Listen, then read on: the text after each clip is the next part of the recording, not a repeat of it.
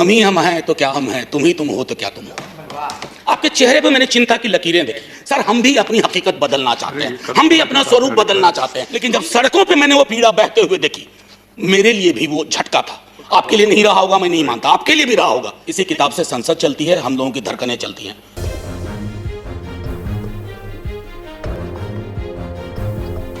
अनुराग जी, आपके लिए समर्पित है एक चमन में एक तलाते रंगो बू से बात बनती है, हम ही हम हैं तो क्या हम हैं, तुम ही तुम हो तो क्या तुम हो। जो हम कहें वही सही, विकल्प सुनना ही नहीं चाहता कोई।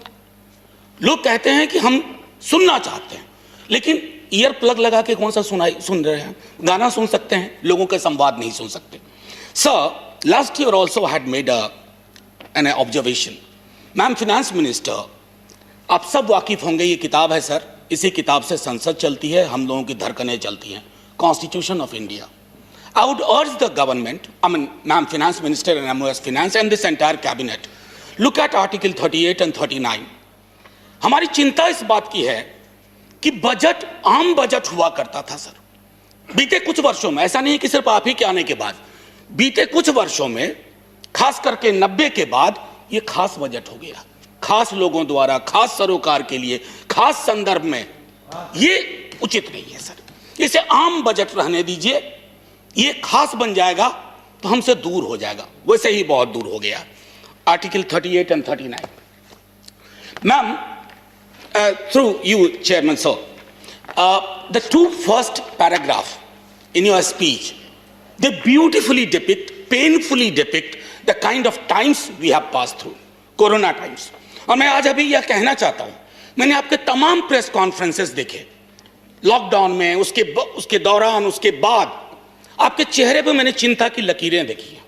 मैं इससे इनकार नहीं कर सकता कि सिर्फ आलोचना के लिए कह दूं कि आप लोग निश्चिंत हैं, नहीं, लेकिन चिंता की वो लकीरें बजट की लकीरों को बदल नहीं पाई। ये मुझे अफसोस होता है। बजट बनाने में, जैसे मैंने कल एक बिल के संदर्भ में कहा था, कई दफा आपके कई सारे फाइनेंस प्रपोजल, बिल्स को देख करके लगता है कि लाभार्थी पहले तय है, चीजें पहले तय हो गई हैं। मेरे पास रिप्रेजेंटेशन आ रहे हैं, मैं एक अदना सांसद हूं, छोटी पार्टी का, 5 सदस्य हैं, लेकिन चूंकि अध्यक्ष के प्रति लोगों की आस्था है, हमारे पास आ रहे हैं एसोसिएशन से लोग। अभी नीलांचल वाले आए, ओडिशा से, वाइजैग स्टील प्लांट से आए। चिंताएं हैं उनकी चिंताओं को खारिज कर दें सर। सिर्फ उनका जो एसेट है वो इतना विशाल है, ना जाने कौन सा अदृश्य व्यक्ति आएगा, ले जाएगा उन प्लांट्स को। उनके मां की तो कहूं, नीलांचल में तो उनके पेमेंट के भी इश्यूज। मैं सिर्फ ये इसलिए इस संदर्भ में आपके समक्ष रख रहा हूं, निर्णय तो आप लोग लेंगे, बड़ी मेजॉरिटी है आपके पास, बहुत बड़ी मेजॉरिटी है। बहुमत का मतलब, कल ही मेरे एक चीज से आप लोग सब नाराज हो गए। मैंने कहा था कि democracy is not simply a number game.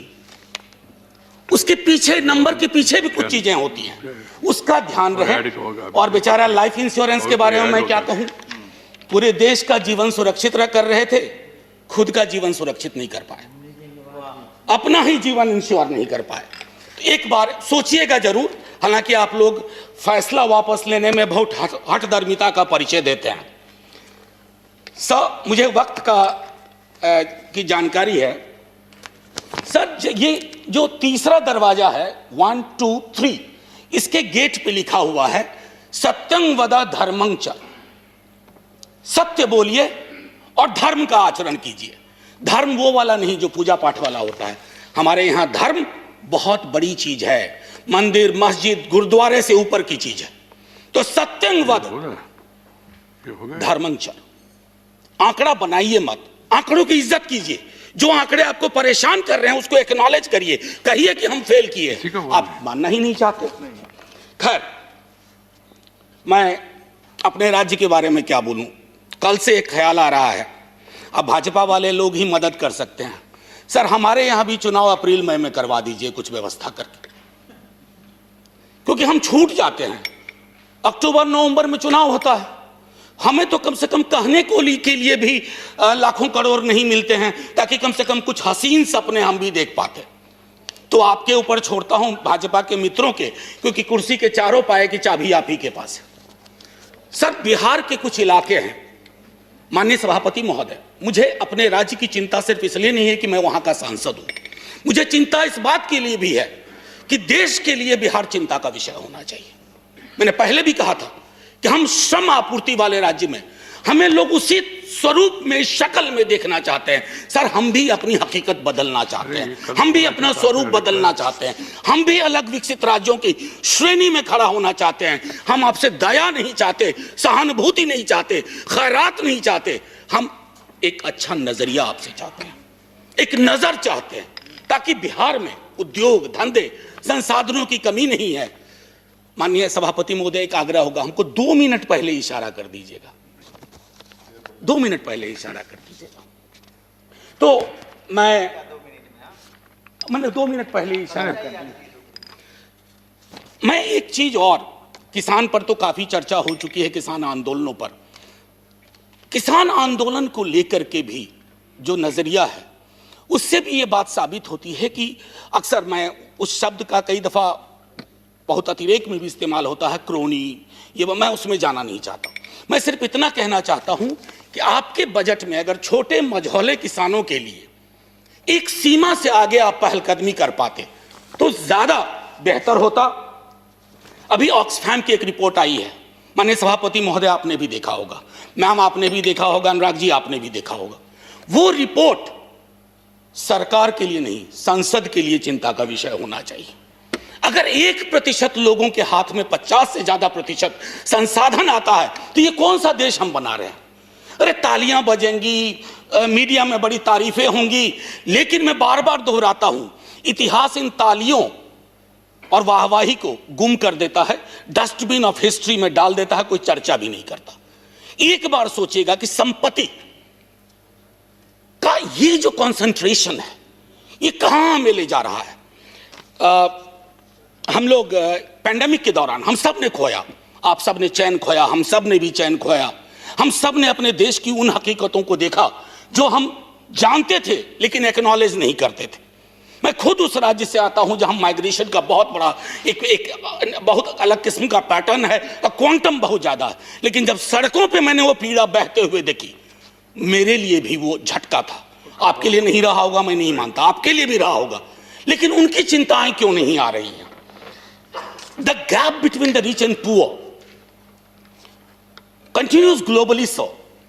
हम सब जानते हैं आंद्रे गुंदर फ्रैंक, सैमी रामिन, वॉलस्टेन, ये जो वॉल सिस्टम थियरी था, अब खारिज कर दीजिए कि ये लोग थोड़ा बहुत कम्युनिस्ट थे।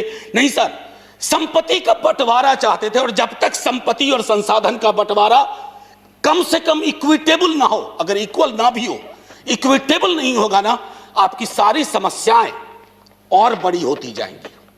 सारी समस्याओं के जड़ में ये चीज है। और मैं समझता हूं जैसे world system theory is a kind of pattern which thrives on inequality, produces inequality, उसी तरह जैसे पुअर कंट्रीज से रिच कंट्रीज, उसी तरह पुअर रीजन से रिच रीजन में भी उसी तरह से वेल्थ का ट्रांसफर होता है। और हम जैसे कुछ राज्य उसके विक्टिम हैं।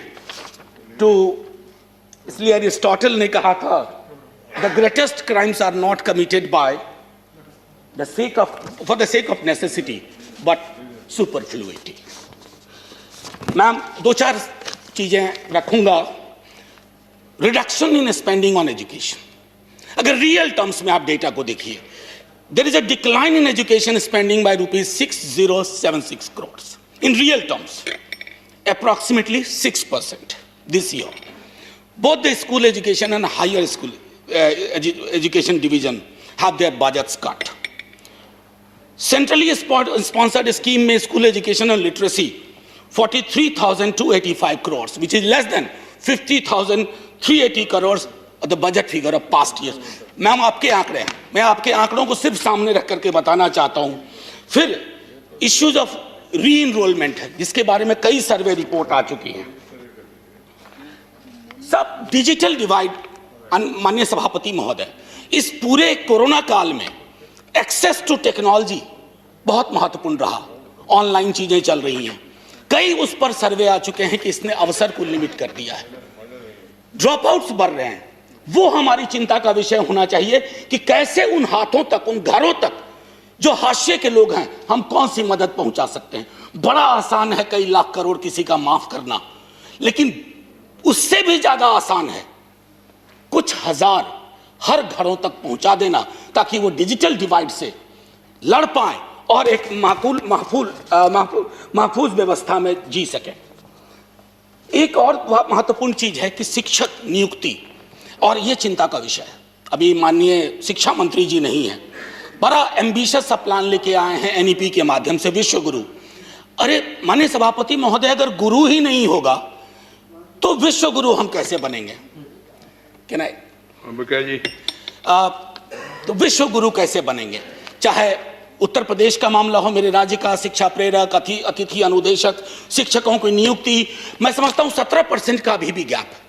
वहां आपको एक प्रोएक्टिव इनिशिएटिव लेना होगा। माननीय वित्त मंत्री साहिबा, आपको 2 मिनट है। अच्छा सर, तो गड़बड़ हो गया, सारी बात ऐसे ही हो गई। एनीवे सर, फिर मौका आएगा। मैं सिर्फ इतना कहना चाहता था, जिससे मनरेगा को लेकर के मेरे सारे साथी कह चुके हैं। मनरेगा को उस सदन में मॉन्यूमेंटल फेलियर कहा गया था। दिल पे हाथ रख के आप सोचिए कि मनरेगा अगर ना हुआ होता तो कोरोना काल में क्या हुआ होता। मनरेगा ने सांसें थाम ली, लोगों की भी और आपकी भी। मनरेगा को लेकर के मेरा मानना है कि आपका एलोकेशन को please revisit. Number 1, number of days को एनहांस करने पर सोचिए, मैन डेज, वर्किंग डेज, और जो कई राज्यों में वो मिनिमम वेज से नीचे है, उसके लिए मैं समझता हूं कंसल्टेशन करके भी संभव हो तो उसको किया जाए। पब्लिक डिस्ट्रीब्यूशन सिस्टम के बारे में मैं कहना चाहता था कि फूड सिक्योरिटी का मसला भी इससे जुड़ा हुआ है।